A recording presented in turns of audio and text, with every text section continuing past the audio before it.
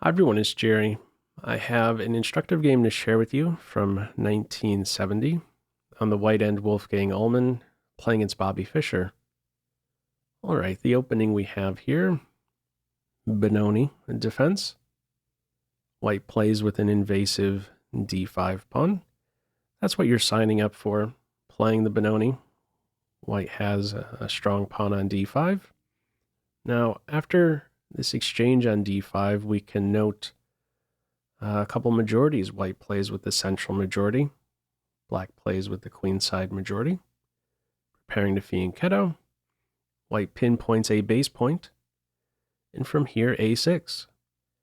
A couple ways to look at a6. Sniffs out any idea white may have. Knight b5 trying to converge on d6. And also, you're ready to maybe disturb the knight. A quick b5, b4, majority rolling.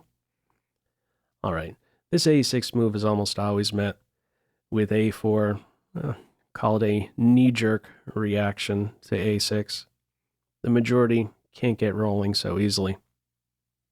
All right, let's get a few more developing moves in here. Nothing special with these moves. Same sides castles game. And after rook e8, there's some more pressure on e4. Let me throw this one to you as a pop quiz. How would you respond here? Feel free to pause the video. Okay, in the game we have h3. White doesn't do anything just yet about the e4 pawn. At the top, the computer points out knight d2, welcoming bad for good bishop exchange. And this is one way you can secure the e4 point. Also, you're keeping around the king knight, a very strong piece, especially once positioned on c4. That's where black really starts to feel the pressure on the base point d6. All right, in this one we see h3, another pop quiz for you. I have several for this game. What's your move here? Feel free to pause the video. Okay, now I believe in this game, white playing h3 expected, okay, black's going to take, I'll recapture, e4 secure. But Fischer has a trick. The top move here is knight captures e4. How's this playing out? Okay, there's some variations to touch on here. In the game, it's knight captures knight. We'll see how that one plays out. What would be the story if white picks up the bishop? Fischer was going to play bishop captures knight. And in the case of pawn captures bishop, this would now be winning for black. This knight has fun with back-to-back forks. There would be knight takes c3, fork on these two, knight captures bishop, fork on these two, and you collect the bishop in the end. After the dust has settled, black is now up 2 pawns, and it's saying give one of them back to complete development. It's looking at knight d7, knight e5. All right. Another detour here is that in this position, if white went with the capture on g4, the chop on c3 would happen. It says after queen b3 or queen c2, I'll just put on this one, it says to back off to b4 with the bishop. You address the threat on the bishop and also the threat on b7. Now, a line like this, proceed with caution. This bishop has abandoned the king side, not around to secure these 2 points. All right, computer says that this is still fine. Evaluation reading about minus 0.6. All right, any other line to touch on? Yes, let's see the move in the game here after knight captures e4. Knight captures e4. Rook captures knight. Pawn takes bishop, simple enough. We take the bishop. Fischer had to calculate, however, the following move, the move in the game. Bishop g5, now what? There's 2 problems, and how do you sort these issues out? Well, there is a vulnerable point in white's camp. One attacker, one defender. Queen steps aside. Battery formed. Okay. Pawn takes bishop, rook captures bishop. In this game, white continues with bishop d3. Once more, two problems. Once more, there is a way out. Fischer continues here with bishop captures knight. Queen captures bishop. From here, Fischer now plays rook b4. Now, considered slightly better is rook e5. I'm playing rook to e5. The computer's prepared to play down the exchange. So with rook e5, bishop f4, if you move the rook, super valuable pawn is going to fall. White will have a passer. It wants to play in this manner, relying on this nice dark square grip. So bishop takes rook, bishop takes bishop. All right.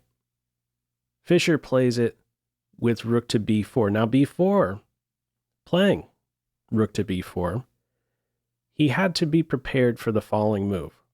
One of the most natural moves in the position. You got this open file. You put a rook there with tempo. That's what we see. Rook A to E1 played. Another pop quiz. What is your move here? Feel free to pause the video. Okay, in this position, there is only one move. Fischer plays it. He goes into a pin. Bishop E5 is played. If you move the queen, you are lost.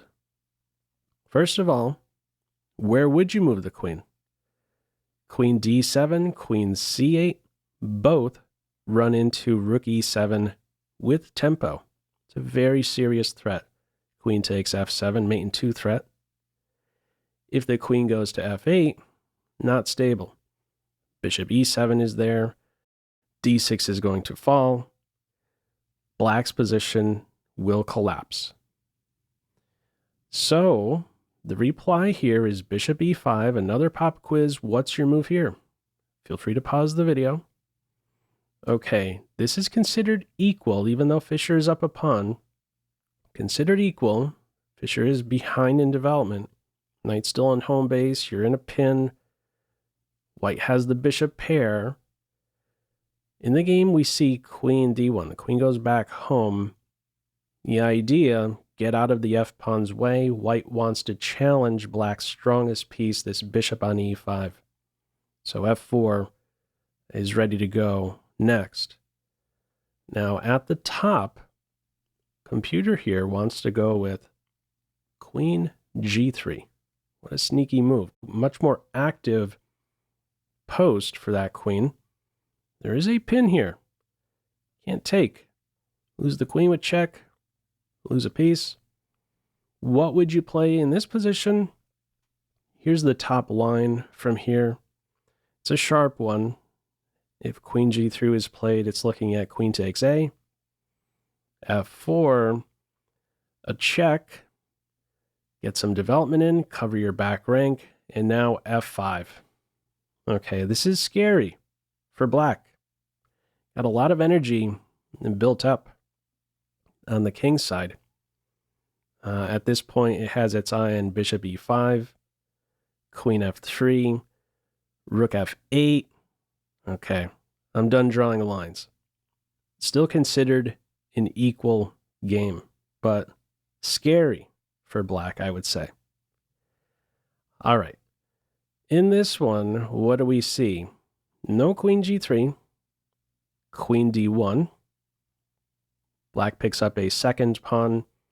Computer's pointing out, keep the queens on board, play bishop to c2. How white plays it, goes with the queen exchange, and this is now considered winning. Fischer does give back some advantage a few moves down the line. We continue here with f4, bishop d4 check. Important to buy yourself time to finally get this knight to its only square to secure your back rank. King moves, knight d7. White does have activity on the 7th rank and does get a pawn back. Rook captures b7. From here, knight h5 is played. Very sensible. Eyeing g3, ready to land a fork. Computer is pointing out a5 at this point, and even one move later is best. A more stable square gets out of the reach of the bishop. All right, in this one, knight h5 it is. White defends the fork. And now black goes after f4. 3 attackers on that point. Only 2 defenders on f4. Follow-up is bishop to e2. If g3 is played to hold this, the 2nd rank is vulnerable. A strong move here would be rook to d4, hitting the bishop, hitting the pawn. You'll want to be careful about swiping the pawn because of this. Possible follow-up, bishop to c4. Yeah, but this idea here is looking very strong for black. Flush the king back, g3 can collapse. It may just be mate shortly. So no g3 in this position. What we have, bishop to e2, bishop takes f4, bishop takes bishop, and another pop quiz for you. How would you recapture on f4? Feel free to pause the video. Okay, big difference between these two recaptures. In the game, it's rook captures bishop. Were any of you tempted by knight captures bishop? If you play in this way, you're pretty much going straight into a draw. Let's see what this looks like. Now, what might be appealing about knight captures? You get the knight off the edge, you target a bishop, you target a pawn, but here's the thing.